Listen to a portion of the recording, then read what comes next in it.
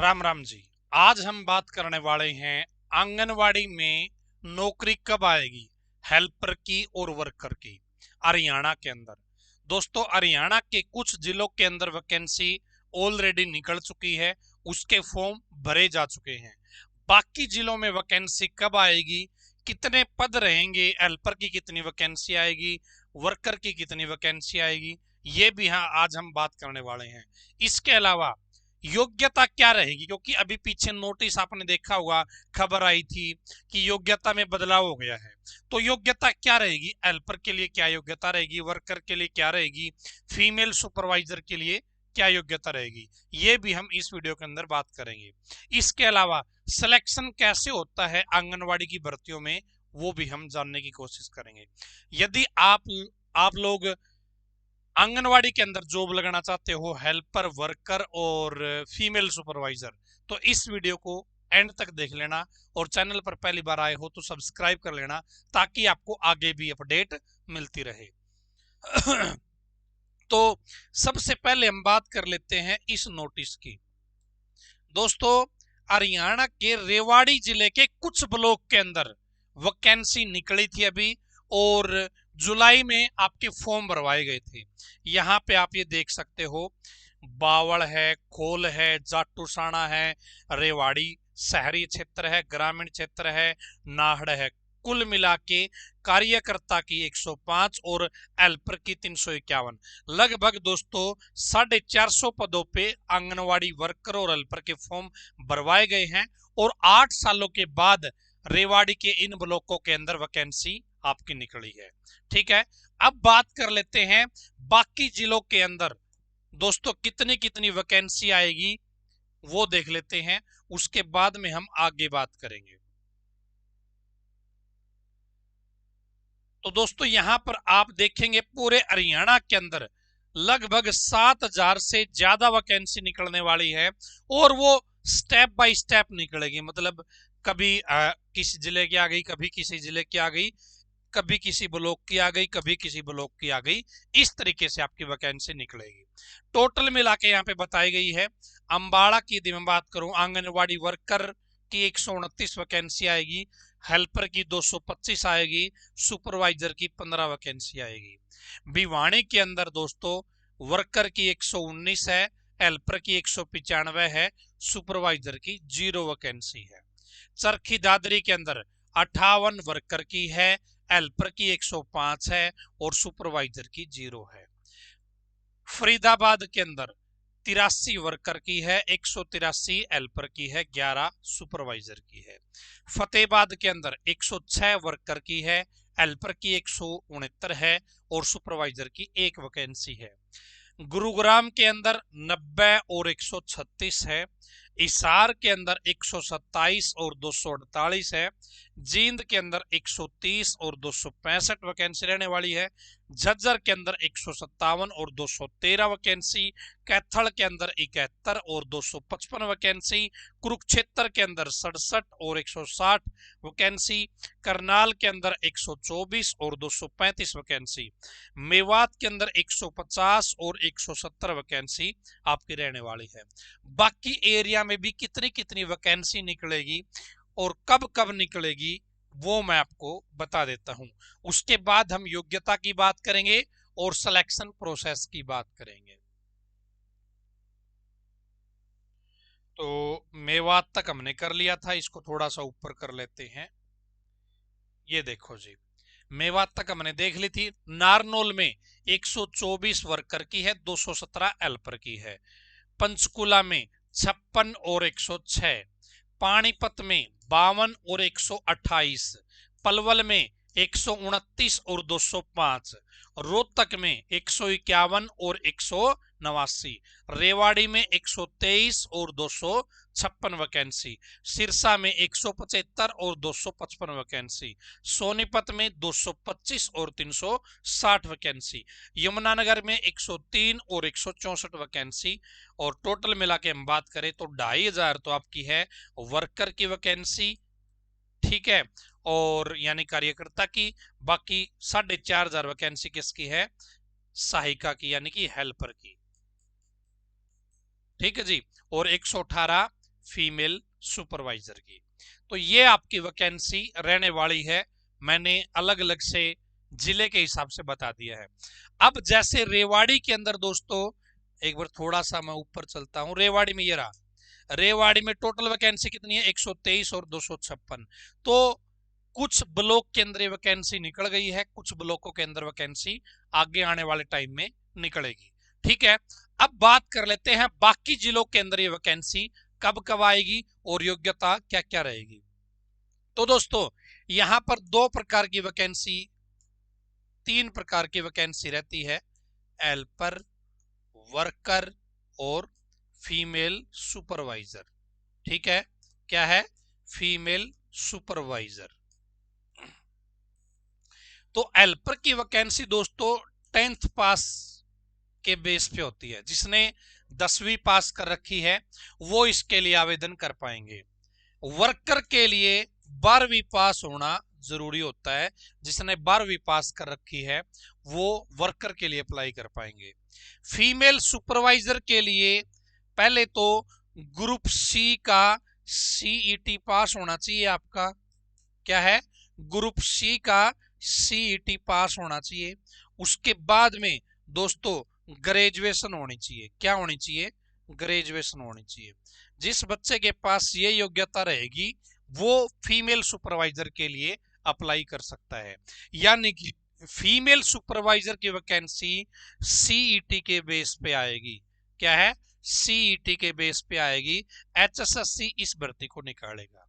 जो हेल्पर और वर्कर की वैकेंसी है उसमें सीईटी पास होना जरूरी नहीं है, इस हेल्पर और वर्कर की भर्ती को एचएसएससी नहीं निकालता है। ये जैसे अभी रेवाड़ी के अंदर निकली है, तो रेवाड़ी जिले का जो ब्लॉक डेवलपमेंट ऑफिसर है, जो WCD डिपार्टमेंट है रेवाड़ी जिले का, लोकल जो प्रशासन है वो भर्ती निकालता है। हिसार में निकलेगी तो हिसार का जो लोकल प्रशासन है वो भर्ती निकालेगा। भिवानी के अंदर निकलेगी हेल्पर और वर्कर की, तो भिवानी का जो डीसी है उसके अथॉरिटी के माध्यम से वो भर्ती निकाली जाएगी। लेकिन फीमेल सुपरवाइजर की एचएसएससी करेगा पूरे हरियाणा लेवल पे। अब कुछ बच्चे बोलेंगे कि हमारे जिले के अंदर फीमेल सुपरवाइजर की वैकेंसी नहीं है, क्या हम फॉर्म नहीं भर पाएंगे? जो एचएसएससी भर्ती निकालता है वो ऑल इंडिया के लिए निकालता है, क्या है, वो ऑल इंडिया के बच्चों के लिए निकालता है, उसमें ऑल इंडिया के बच्चे आवेदन कर सकते हैं। जो हेल्पर और वर्कर की वैकेंसी आती है आंगनवाड़ी की, वो जिस ब्लॉक के हो आप, जिस खंड के हो आप, जिस ग्राम पंचायत के हो आप, उसी पंचायत के लोग ही उस नौकरी के लिए आवेदन कर पाएंगे। क्लियर है जी, यहां तक सारे। जैसे अभी रेवाड़ी के अंदर निकली थी ना, तो जिस जगह पे वो नौकरी निकली थी उसी जगह का लोकल बंदा ही अप्लाई कर सकता, यानी कि फीमेल ही अप्लाई कर सकती थी। क्लियर है जी, तो ये चीजें समझ गए। हेल्पर के लिए 10वीं पास होना जरूरी है, वर्कर के लिए 12वीं पास, फीमेल सुपरवाइजर के लिए ग्रेजुएशन पास योग्यता रहती है। ठीक है जी।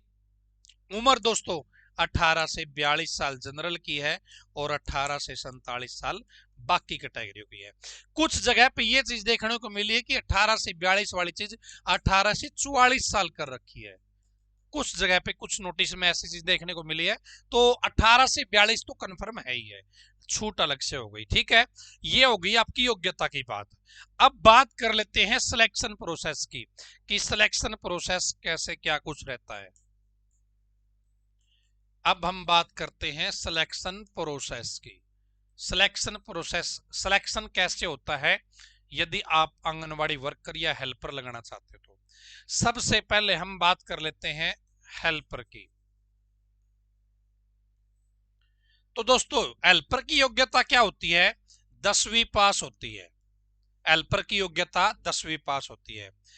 अब इससे ज्यादा जो पढ़ाई कर रखी है, इससे ज्यादा यदि बच्चे ने पढ़ाई कर रखी है, जरूरत तो क्या थी 10वीं पास की थी, लेकिन इस बच्चे ने ज्यादा पढ़ाई कर रखी है तो उस चीज के नंबर मिलते हैं, क्या है, उस चीज के नंबर मिलते हैं।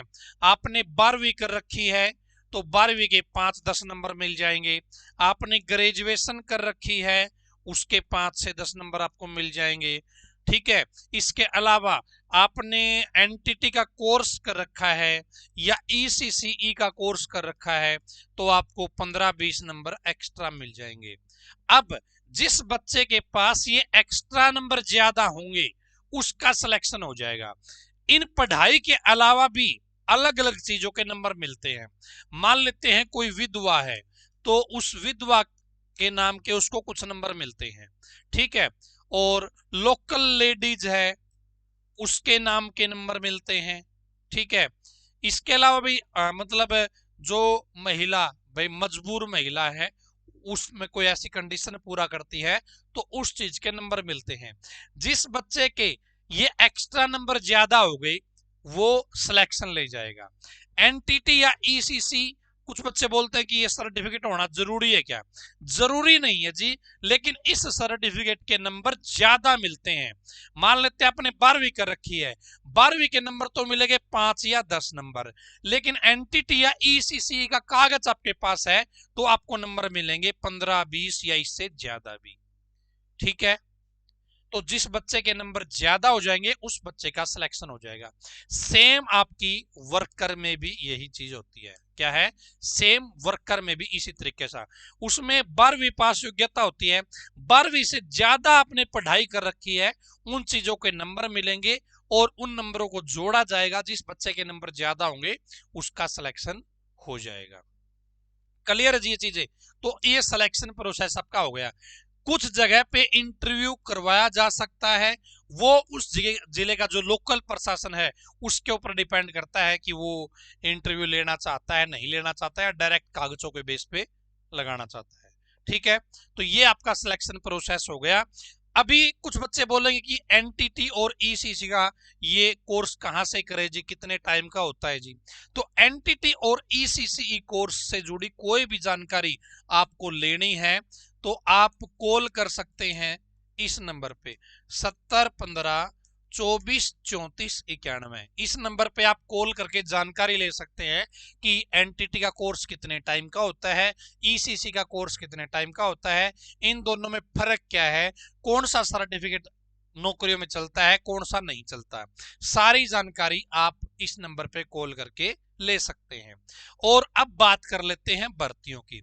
तो मैंने आपको बताया कि किस जिले के अंदर कितनी कितनी वैकेंसी है। अभी दोस्तों भर्ती आने की शुरुआत हो चुकी है, जैसे रेवाड़ी के कुछ ब्लॉक में आ चुकी है। इसके अलावा फीमेल सुपरवाइजर की वैकेंसी आपकी सीईटी के बेस पे होती है। अब वो सीट खाली पड़ी है ना 118, अब वहां पे काम करने के लिए दूसरे डिपार्टमेंटों से स्टाफ हायर किया जा रहा है। कल आज ये नोटिस आया है दूसरे डिपार्टमेंटों से टेम्परेरी कि जब तक ये पक्की भर्ती नहीं हो जाती फीमेल सुपरवाइजर की तो आप इन पदों पे काम कर लो। इस तरीके का नोटिस आया हुआ है डेपुटेशन बेस पे नौकरी के लिए, ठीक है। तो वे फॉर्म निकले हुए हैं, यानी कि आंगनवाड़ी भर्तियां जो खाली पड़ी थी लंबे समय से उनको भरने के ऊपर कार्यवाही स्टार्ट हो गई है। अब जिले वाइज वैकेंसी आपकी निकलती रहेगी, आप लोग फॉर्म भरते रहोगे और सिलेक्शन आपका होता रहेगा। अभी पहले रेवाड़ी में निकली है, अब संभावना तो दोस्तों ये है कि ये अगले साल अप्रैल के आसपास भर्ती निकले, या तो अप्रैल के अंदर या जनवरी के अंदर 2027 में, ठीक है। क्या है 2027 में आपकी भर्तियां निकल जाएं सभी जिलों की। बीच में कुछ जिलों की निकल सकती है दोस्तों, हो सकता है 1-2 जिलों की बीच में भी निकल जाए, तो वो आने वाले टाइम में पता चलेगा कि कौन से जिलों की पहले वैकेंसी आएगी। बाकी ज्यादा संभावना जो है वो जनवरी और अप्रैल की है, क्योंकि यहाँ पे नया सेशन स्टार्ट होता है तो नए सेशन के अनुसार जो सैलरी वगैरह है वो बढ़ाई जाती है। इसलिए जनवरी और अप्रैल में आपका भर्ती का प्रोसेस है वो बाकी जिलों का वो उस टाइम तक कंप्लीट हो जाएगा। कुछ जिलों की वैकेंसी हो सकता है बीच में भी निकल जाए, ठीक है। यदि आप लोग भरना चाहते हो लगना चाहते हो तो ये चैनल भी सब्सक्राइब कर लो, जब भी वैकेंसी आएगी आपको वीडियो के माध्यम से जानकारी दे दूंगा। और मैंने आपको बताया कि एनटीटी और ईसीसीई का कोर्स जरूरी नहीं है, लेकिन जिस बच्चे के पास होगा उसको नंबर मिलते हैं ज्यादा। यदि आप इन कोर्सेज के बारे में जानकारी लेना चाहते हैं 7015 243491। इस नंबर पे आप कॉल करके या व्हाट्सएप करके जानकारी ले सकते हैं। आज की इस वीडियो में इतना ही, धन्यवाद। इस वीडियो को ज्यादा से ज्यादा शेयर कर देना, क्योंकि इस वीडियो के अंदर मैंने बहुत सारे डाउट दूर करने की कोशिश करी है। एक तो यही डाउट था कि एनटीटी ईसीसी जरूरी होता है या नहीं होता। जरूरी नहीं है, ठीक है, लेकिन जिसके पास होता है उसको नंबर ज्यादा मिलते हैं, जिसके नंबर ज्यादा होते हैं उसका सिलेक्शन होता है। इसके अलावा योग्यता क्या कुछ रहती है, सिलेक्शन प्रोसेस क्या कुछ रहता है, ये सारी चीजें मैंने आपको बताई है। तो धन्यवाद आप सभी का।